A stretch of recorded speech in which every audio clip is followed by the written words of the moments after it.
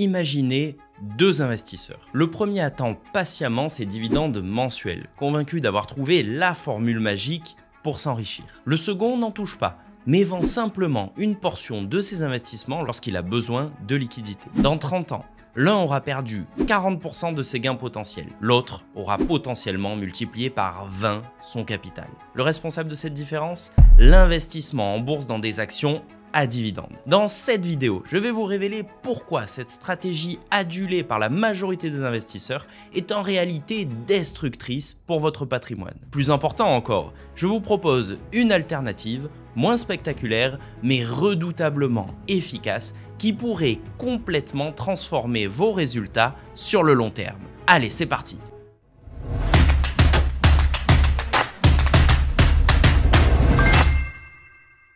Imaginez votre portefeuille d'investissement comme un compte en banque avec deux compartiments, l'un pour vos titres et l'autre pour votre argent liquide. Un dividende n'est ni plus ni moins qu'un transfert forcé entre ces deux compartiments. Prenons un exemple concret. Vous possédez une action qui vaut 100 €. L'entreprise décide de verser un dividende de 10%, soit 10 €. Que se passe-t-il réellement? Vous touchez effectivement ce dividende, c'est-à-dire que 10 € viennent se rajouter à votre compartiment espèces. Mais au même moment, le cours de l'action baisse mécaniquement d'autant et votre action n'est désormais valorisée plus qu'à 90 €. Le détachement du dividende correspond au passage d'une partie de la trésorerie de l'entreprise, dont vous êtes déjà propriétaire, vers vos comptes en banque. L'entreprise détenant moins de capitaux, la valeur de celle-ci diminue d'autant. C'est comme si vous transfériez de l'argent de votre poche droite vers votre poche gauche. Vous n'êtes ni plus riche ni plus pauvre. D'ailleurs, si les dividendes créaient réellement de la valeur,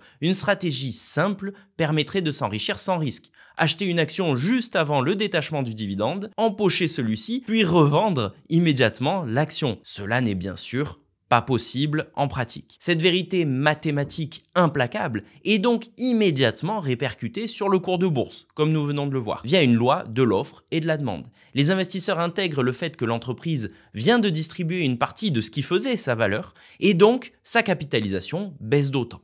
Logique. Alors bien entendu, la perte de valeur de l'action suite au détachement du dividende est souvent noyée dans la volatilité journalière de cette même action. Un dividende de 10% détaché un jour où le marché monte de 2% résultera probablement en une baisse proche de 8% pour l'action concernée. Il en est de même sur une année complète. Dans les mois qui suivent le détachement du dividende, le cours de l'action tend naturellement à remonter vers son niveau initial. Cela est logique. L'entreprise continue de générer des bénéfices qui reconstituent progressivement sa trésorerie. Cette accumulation de cash fait mécaniquement augmenter la valeur de l'action jusqu'au prochain détachement du dividende qui relancera ce cycle. En définitive, que vous receviez 10 € de dividende ou que votre action prenne 10 € de valeur, le résultat final est strictement identique pour votre patrimoine. Dans les deux cas, vous disposez d'un gain de 10 €, soit directement en cash via le dividende avec une action restée à 100, soit en plus-value latente avec une action qui est montée à 110. Deux différences cruciales sont cependant à noter. Vous ne choisissez pas le moment où le dividende est détaché, c'est l'entreprise qui décide pour vous de ce versement. Cette perte de contrôle engendre une cascade d'inefficience. Si vous n'avez pas besoin de liquidité à ce moment-là,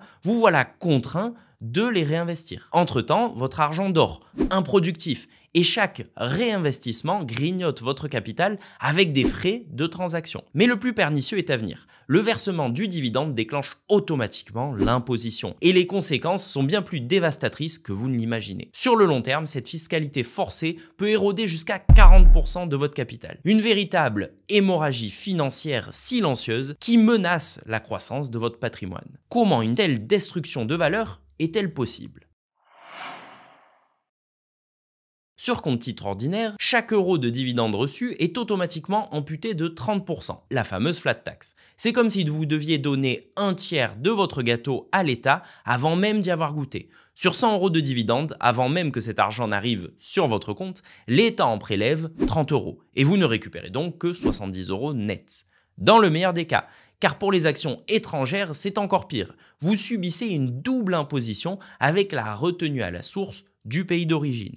Par exemple, si vous détenez des actions américaines, vous payez d'abord une retenue à la source aux États-Unis, de 30 ou 15% si vous pouvez bénéficier d'un taux réduit, puis à cela vient s'ajouter la flat tax française. Même si vous pouvez récupérer en général l'impôt à la source, c'est autant d'argent qui ne travaille plus pour vous durant plusieurs mois. Une véritable cascade fiscale qui a un impact dévastateur sur le long terme. Sur un siècle, la performance du S&P 500 dividende réinvesti a été de 10,5% annualisé, contre 6,5% hors dividende. Si l'on considère ainsi un dividende à 4% par an brut, le dividende net correspondant serait lui plutôt de l'ordre des 2%, comme une fuite d'eau invisible qui, goutte à goutte, finit par vider votre piscine. Ces multiples frictions liées aux dividendes réduisent votre rendement annuel de 10,5% à 8,5%.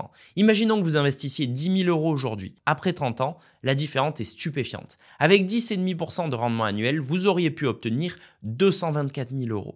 Avec 8,5% de rendement annuel, votre capital atteint 124 000 €, soit 100 000 € partis en fumée. C'est comme si vous aviez jeté par la fenêtre 10 fois votre investissement initial. En termes relatifs, vous perdez 40% de votre patrimoine final. C'est la magie, ou plutôt la tragédie, des intérêts composés. Chaque euro perdu aujourd'hui représente des dizaines d'euros manquants demain. Alors je vois déjà votre objection.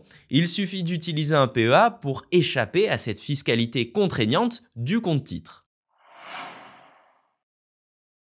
Malheureusement, ce qui semble être une solution miracle cache en réalité un véritable piège fiscal tout aussi redoutable. Prenons l'exemple des actions allemandes. Lorsque BMW verse un dividende sur votre PEA, vous subissez une retenue à la source de 26,5%, qui est totalement irrécupérable. Sur 100 € versés, vous n'en voyez que 73,5 crédités sur votre PEA. Mais l'histoire ne s'arrête pas là. Au moment du retrait, les prélèvements sociaux français viennent prélever leur part, bien sûr, réduisant votre gain final à tout juste 61 €. Cette double taxation est comme un vampire qui se nourrit de votre patrimoine année après année. Pour les investisseurs en actions européennes à fort dividende, c'est près de 40% de leurs revenus, une nouvelle fois, qui partent littéralement en fumée chaque année, même sur le PEA qui est l'enveloppe la plus favorable fiscalement. C'est comme si vous acceptiez de travailler gratuitement presque la moitié de l'année. D'autant que cette distribution régulière de dividendes prive aussi les entreprises de capitaux précieux pour leur développement. BMW par exemple aurait pu, peut-être, investir ces sommes dans sa transition vers l'électrique, générant potentiellement plus de valeur pour ses actionnaires sur le long terme. Cette contrainte fiscale vous force à vous replier uniquement sur les actions à dividendes françaises en PEA pour éviter cette double imposition. Mais cela vous prive d'actions internationales pourtant très performantes, les actions à dividendes françaises ayant des performances très inférieures aux chiffres cités plus haut. Comment faire alors pour tirer des revenus réguliers de ces placements financiers sans avoir recours aux dividendes ? La pierre angulaire de la stratégie que je vais vous présenter repose sur l'utilisation d'ETF capitalisants répliquant un indice mondial. Un ETF monde investit automatiquement pour vous dans chacune des 1600 plus grosses entreprises mondiales, incluant des géants technologiques comme Microsoft, des leaders industriels comme Samsung et des fleurons du luxe comme L'Oréal. Bien entendu, l'ETF va capter les dividendes de ces entreprises. Mais plutôt que de vous les reverser, il va automatiquement s'en servir pour acheter de nouvelles actions pour vous. Dans cette configuration, votre patrimoine progresse uniquement via l'augmentation du prix des parts d'ETF que vous possédez. Cette approche présente plusieurs avantages majeurs. Le réinvestissement automatique des dividendes sans frottement, une diversification mondiale large et totalement passive et des frais de gestion minimaux. Au lieu d'attendre et de subir des versements de dividendes imposés par les entreprises, un ETF capitalisant vous permet de décider quand et combien retirer en vendant simplement une portion de vos investissements selon vos besoins. Prenons un cas pratique. Avec un investissement initial de 500 000 € en ETF, la bourse affiche une performance historique moyenne de 10% par an depuis plus d'un siècle. Après un an, votre portefeuille atteindrait donc 550 000 €. Si vous décidez de retirer 25 000 €, votre capital resterait confortable à 525 000 € malgré la réduction du nombre de parts que vous avez vendues. Le résultat ici est identique à celui d'un portefeuille action combinant 5% de croissance et 5% de dividendes, mais avec un contrôle total sur vos retraits. À la différence près que vous avez maîtrisé le timing donc du versement ainsi que son montant. Et surtout, avec cette stratégie, la France devient un véritable paradis fiscal. Difficile à croire, mais laissez-moi vous le montrer. Contrairement aux dividendes dont la totalité de la somme est imposée à 30%, ici, seule la plus-value réalisée est taxée. Imaginons que votre ligne d'ETF soit en plus-value de 20%. Vous en vendez pour 100 €. Vous ne serez imposé que sur 30% de 20%, c'est-à-dire la plus-value, soit 6 €, contre 30 € pour 100 € de dividendes touchés normalement. La différence est massive. Et si vous appliquez cela sur un PEA, ce n'est plus 30% de taxes que vous payez, mais 17,2%. Ainsi, l'exemple précédent devient 3,4% d'impôt sur vos retraits. À peine. La France deviendrait presque un paradis fiscal.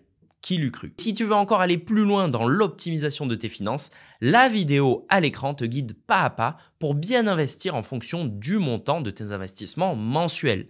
Pour ne pas te tromper. Rien ici n'est un conseil en investissement, les performances passées ne préjugent pas de celles à venir et investir comporte un risque de perte en capital.